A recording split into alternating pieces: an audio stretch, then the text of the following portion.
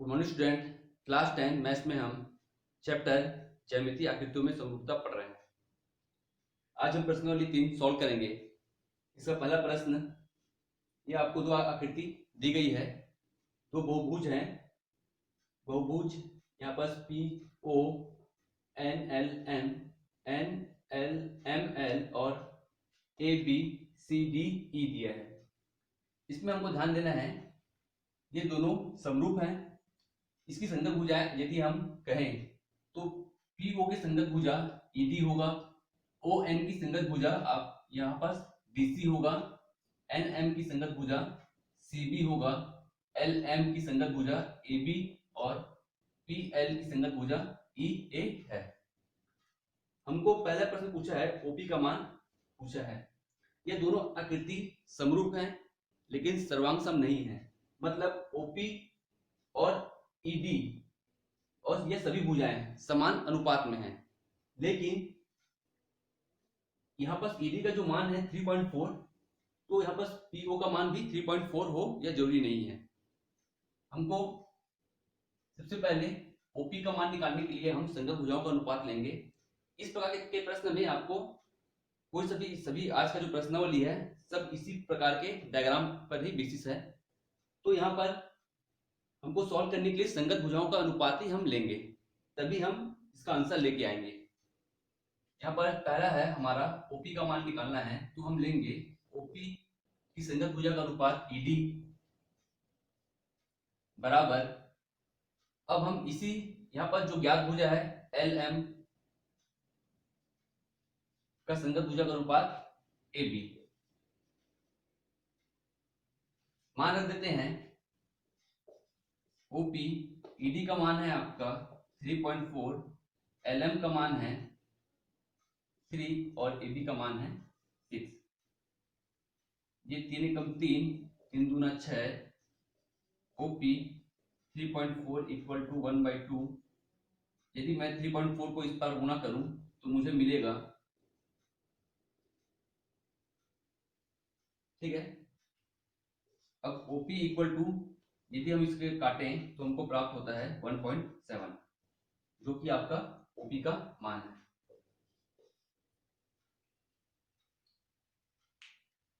Okay,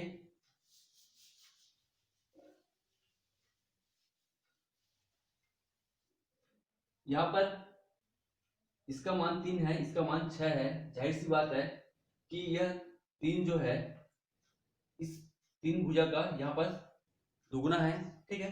तो आकृति भी, ये जो आकृति बना है यह भी इसके 2 टाइम मल्टीपल है। सेकंड हम लेते हैं, हमको बोला है ई ए का मान निकालने के लिए बोला है। ई ए का मान निकालने के लिए हम यदि पहले मैं इस भुजा का अनुपात लेता हूं तो मुझे सेकंड बार भी बराबर के उस बार भी इसी भुजा का अनुपात में पहले ले लूंगा। यहाँ पास यदि मैं ई ए का संगत भुजा का अनुपात पी एल है, फिर मैं दूसरे भुजा का अनुपात में लेता हूं यहाँ पास ए बी, यहाँ पास लूंगा मैं एल एम।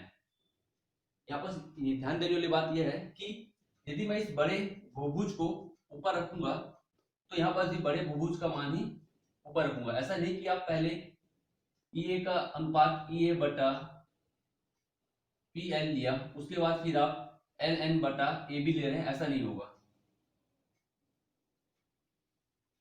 मान रख देते हैं ई ए इक्वल बटा पी एल का मान है 2, यहाँ पर ए बी का मान है 6, एल एम का मान है 3, ठीक है। ई ए का मान होगा 6, 3 और ये 2, 3 एकम 3, 3 दूना 6, तो ई ए का मान होगा 4। तीसरा, कोण ओ पी एल का मान निकालना है। कोण ओ पी एल, पी का मान, पी कोण का मान हमको निकालना है। तो समरूप भुजा ये दोनों समरूप है, तो इनके संगत कोण का मान समान होता है, ठीक है। संगत भुजाएं समानुपाती होती है और संगत कोण का मान लेकिन समान होता है, तभी वह समरूप भुजा कहलाएगा। तो यहाँ पास कोण ओ पी एल का मान भी आपका 110 होगा। ठीक है, समरूप भुजा के संगत कोण बराबर होते हैं, इस प्रकार आप यहाँ पर लिखेंगे। चौथा है एल एम एन का मान, एल एम एन, यहाँ पर 90 एंगल का यह कोण बन रहा है, तो ये होगा 90। पांचवा है बहुभुज DEABC के समरूप कौन सी भुजा है? DEABC के समरूप हम आंसर देंगे, डी के संगत जो कोण है, यहाँ पर जो बिंदु है ये हमारा है O, तो जिस प्रकार से इस बिंदु को लिया गया है उसी सीक्वेंस से आप इस के बिंदु को भी लेंगे, तो है ये OP L M, और फिर से देखते हैं, D के संगत है O, E के संगत है यहाँ पर P, A के संगत है L, B के संगत है M, और C के संगत है N।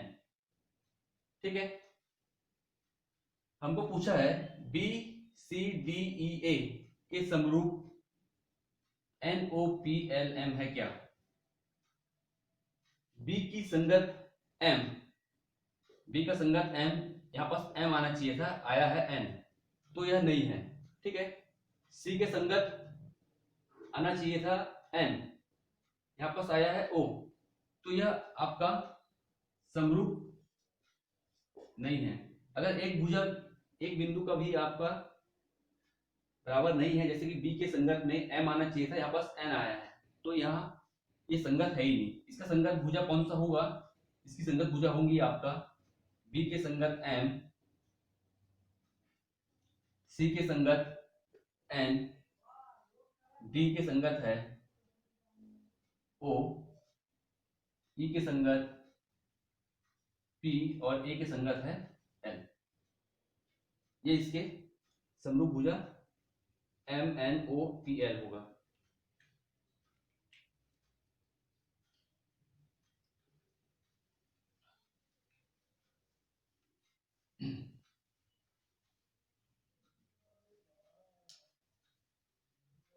क्वेश्चन नंबर 2 का दूसरा सॉल्व करेंगे।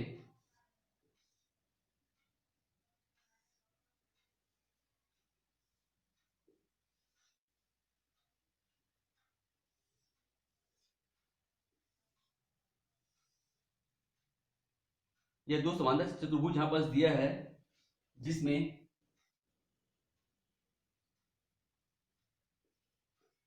इसका मान 8 है, यह है x + 2, 15, 12, 17,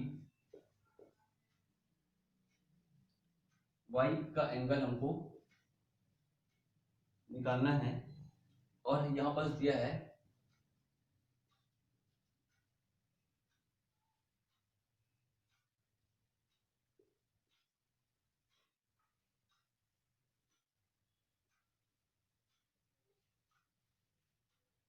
ठीक है। यह दो समांतर चतुर्भुज है, यहाँ पर ये जो डबल जहां पर एरो शो कर रहा है, इसका तात्पर्य है कि ये यदि x + 2 है तो ये भी क्या होगा? x + 2 होगा। ये यदि 8 है तो ये भी क्या होगा? 8 होगा। अब वैसे भी यह समांतर चतुर्भुज है, आमने सामने की भुजाएं बराबर होता है। इसमें भी यदि इसका वैल्यू 15 है तो इसका वैल्यू भी 15 होगा, इसका वैल्यू 12 है तो इसका वैल्यू भी 12 होगा। और समांतर चतुर्भुज के संगत कोण का मान भी बराबर होता है, मतलब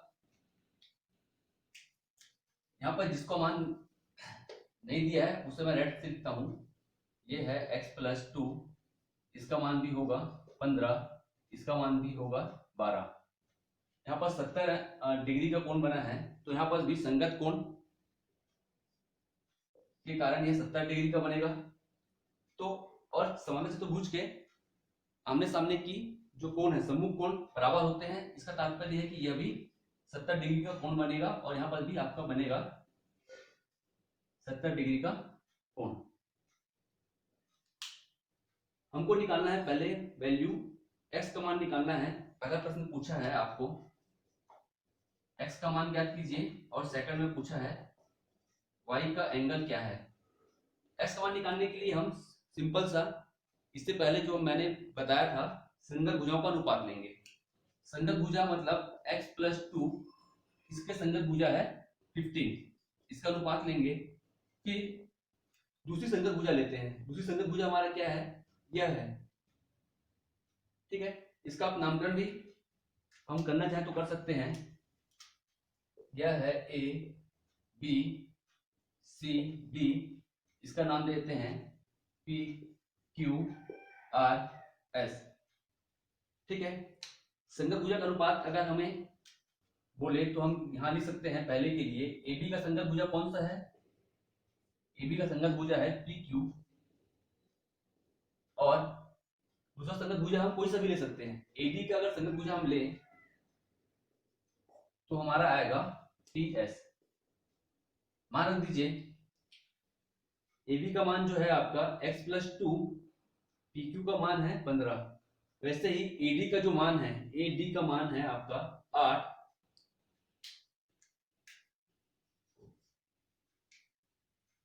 और AD का संगत भुजा है PS, इसका मान है 12। सॉल्व कर देते हैं। x + 2 = m/12 × 15, 4 दूनी 8, 4 तिया 12, 3 एकम 3, 3 पंचे 15, तो हमको मिलेगा। आप इसको एक साथ ना कीजिएगा सॉल्व, इसे हम 2 बार में सॉल्व करेंगे। 4 दूनी 8, 4 तिया 12। अब हम लिखेंगे 3 एकम 3, 3 पंचे 15, तो ये हमको मिला x + 2 = 10, और x का मान हुआ 10 - 2, x का मान आएगा आपका 8, ठीक है। दूसरा हम निकालते हैं कोण y का मान। तो हम जानते हैं यहाँ पास वैल्यू आया 8। समांतर चतुर्भुज के संगत कोण बराबर होते हैं और समांतर चतुर्भुज के अंतः कोणों का योग 360 अंश होता है, ठीक है। समांतर चतुर्भुज के संगत कोणों का योग, या संगत कोण नहीं, सभी अंतः 360 अंश होता है, और सम्मुख कोण बराबर होते हैं। अतः हम क्या लिख सकते हैं, हमको मान निकालना है y का, तो हम लिखेंगे कोण A + कोण B + कोण C + कोण D = 360 अंश। कोण A और कोण C यहाँ पास, तो यदि ये y है तो यहाँ पास भी क्या आएगा, इसके अकॉर्डिंग संगत समूह कोण बराबर होते हैं, तो यहाँ पास भी हम क्या आएगा, ये भी हमारा y डिग्री होगा। तो ये y प्लस कोण B का मान क्या है, 70 है, 70। कोण C का मान है आपका y डिग्री है, और कोण D का मान है आपका 70, 360। कोण B और कोण D का मान 70 है, ये हमने कहां से लिया, कोण B और कोण Q संगत कोण है, ठीक है। यहां पर हम लिख सकते हैं कोण Q बराबर कोण B बराबर 70 संगत कोण। सॉल्व कर लेते हैं। 2y प्लस इसका मान होगा 140 = 360, और 2y = होगा 360 माइनस 140, मान आएगा आपका, इसमें से 140 घटाने पर हमको मिलेगा 0, 6 में से 4 गया 2, 3 में से 1 गया 1, 3 में से 1 गया 2।